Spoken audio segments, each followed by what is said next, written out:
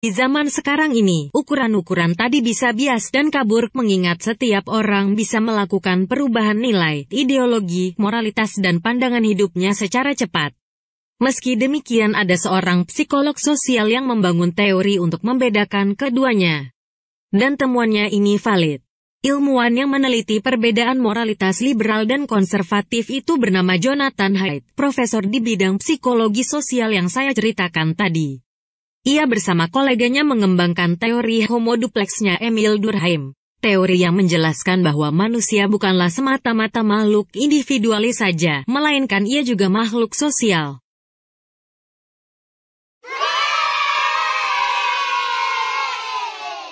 Sebagai makhluk individualis, manusia mengembangkan ide-ide tentang hak asasi manusia atau HAM, di antaranya sebagai berikut: hak hidup, hak bekerja, berkreasi, hak bersuara, berpendapat dan berpolitik, hak bebas dari segala bentuk penjajahan, hak mendapatkan layanan kesehatan, pendidikan dan seterusnya, tanpa diskriminasi.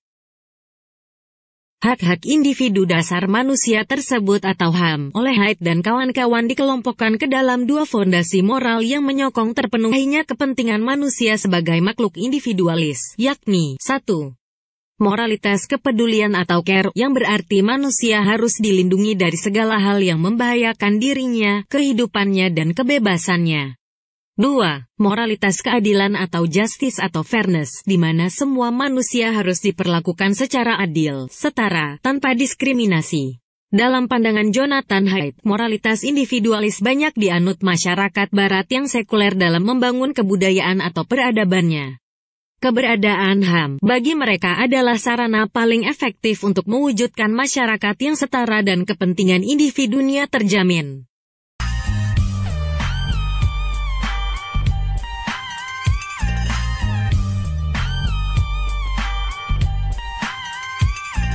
Sedangkan sebagai makhluk sosial, manusia ternyata tidak hidup sendiri.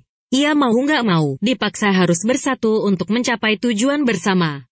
Karena hidup bersama keluarga misalnya, maka ia tidak dapat berlaku egois, melainkan harus mengikuti aturan keluarga, menghormati dan mentaati ayah sebagai kepala keluarga dan menyayangi ibu yang melahirkan dan membesarkannya, juga bersikap patuh terhadap kakak adik, demikian juga dengan saudara dari keluarga besarnya.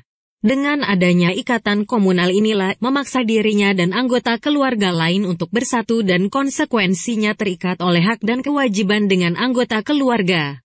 Semua hal tersebut dilakukan agar kesejahteraan bersama keluarga dapat tercapai. Keluarga adalah contoh kecil tentang kelompok masyarakat. Hal yang sama juga akan berlaku dalam kelompok sosial lainnya seperti komunitas profesi, kehidupan jamaah, maupun masyarakat berdasarkan kedaerahan, seperti desa, kota, maupun negara. Dalam komunitas kelompok sosial ini, antara anggotanya terikat satu sama lain. Konsep moral ikatan ini oleh Haidt disebut binding foundation. Haidt mengibaratkan orang yang terikat pada komunitas seperti halnya tim dayung yang berlomba dalam sebuah kompetisi. Sebagai tim, maka masing-masing anggotanya harus bersatu, bersinergi, senada, seirama untuk mencapai tujuan bersama. Tujuannya apa ya, kira-kira? Ya menanglah sis, masak menang yang lain. Apa tuh? Menang, karena kalah. Oke, agar menang, tentu tim berkompetisi dengan tim lain yang punya tujuan sama. Kira-kira bisa nggak ya, bila masing-masing anggota tim mendayung ke arah yang saling berlawanan? Agar terikat dalam sebuah kesatuan tim, mereka mengembangkan moralitas kebersamaan atau binding foundation yang terdiri dari 1. Loyalitas atau kesetiaan. 2. Otoritas atau ada kepemimpinan. 3. Kesucian atau kemurnian keyakinan, di mana agama menjadi sentral moralitas ini. Agar menang, tentu saja ketiga moralitas tersebut harus dilakukan oleh semua anggota tim, seperti kerjasama yang saling percaya atau ada trust di antara mereka untuk bekerja sama. Hal tersebut sebagai bentuk loyalitasnya kepada tim. Kemudian, disyaratkan ada ketaatan pada instruksi ketua tim atau manajer sebagai pemegang otoritas. Juga tak lupa ada ritual kebersamaan agar mereka sehat kuat berhasil dengan mendapat kekuatan dari luar dirinya, diantaranya lewat doa bersama.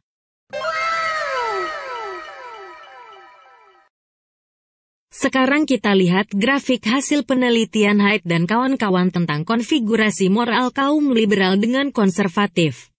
Berbeda dengan kaum liberal, kaum konservatif memandang kelima moral tersebut atau 2+3 moralitas dengan porsi yang sama.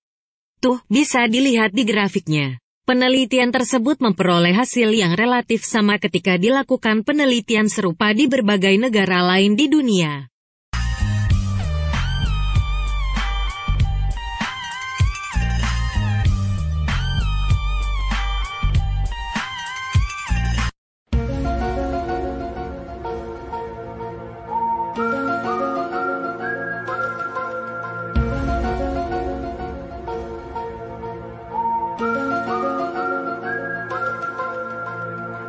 Saya konservatif. Kelima fondasi moral tersebut adalah moralitas saya semua.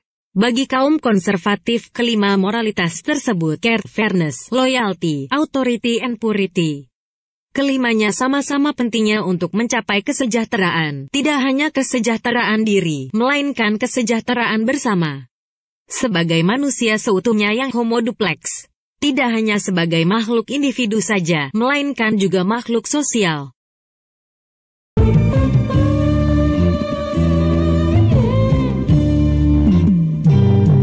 Sedangkan kaum liberal hanya mengutamakan dua moralitas saja, yakni care dan fairness. Selebihnya mereka tidak mempertimbangkannya. Saya liberal, moralitasku cuma dua, yakni care atau kepedulian dan fairness atau keadilan.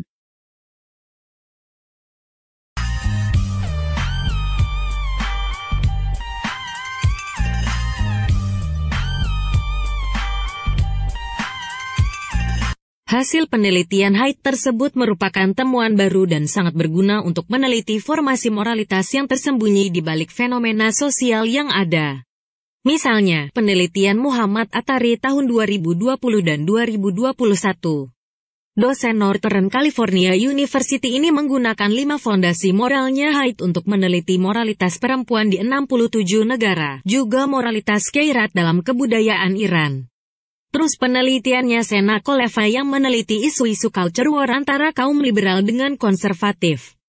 Isu-isu tersebut diantaranya tentang aborsi, imigrasi, homoseksualitas, seks bebas dan hukuman mati. Pada umumnya perempuan, lebih mengedepankan semua moralitas liberal plus satu moralitas tambahan, yakni purity atau sacredness atau sanctity alias kemurnian, kesucian. Penelitiannya Sena Koleva yang meneliti isu-isu culture war antara kaum liberal dengan konservatif. Isu-isu tersebut diantaranya tentang aborsi, imigrasi, homoseksualitas, seks bebas dan hukuman mati. Tentang aborsi misalnya, dalam mensikapi masalah ini, orang Amerika terbelah menjadi dua kubu, yakni kubu pro-choice yang liberal dan pro-life yang konservatif. Pro-choice itu artinya bebas milih ya. Maksudnya sang ibu bebas milih, mau menjaga kandungannya atau menggugurkannya. Oleh karena itu kubu pro-choice menghendaki negara harus memfasilitasi wanita yang mau aborsi. Kalau perlu gratis. Alasannya apa? Kemerdekaan individu yang hak berdasarkan HAM untuk menentukan apa yang terjadi dalam tubuhnya. Kubu lain yang berseberangan, yakni kubu pro-life. Pada umumnya mereka konservatif. Kubu pro-life memandang bahwa janin yang ada dalam kandungan tetap dikategorikan sebagai manusia yang harus dijaga hak asasinya. Ia tidak boleh dikeluarkan dari rahim ibunya, karena jika itu dilakukan akan membuatnya mati.